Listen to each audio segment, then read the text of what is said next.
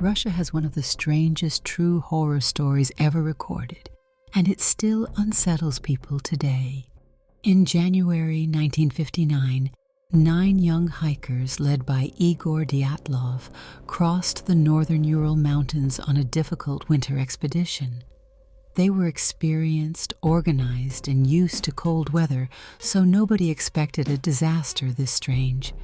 When search teams reached their campsite weeks later, they found the tent half buried in snow and slashed open from the inside.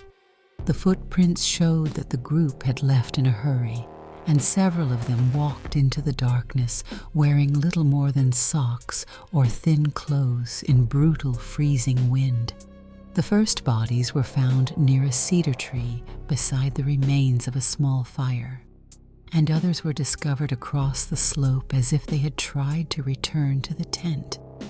The final 4 hikers were not found until May, buried under deep snow in a ravine.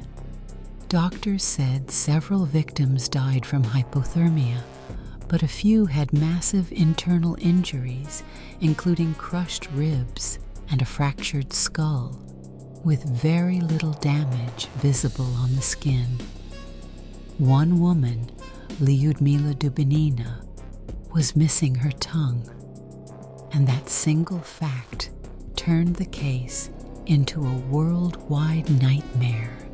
Soviet investigators closed the case by blaming an unknown compelling natural force, which only made people more suspicious.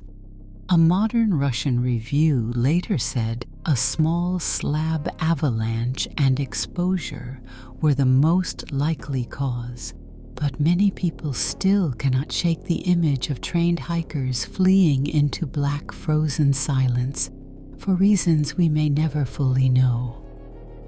If you want another true horror story from a different country tomorrow, stay with me.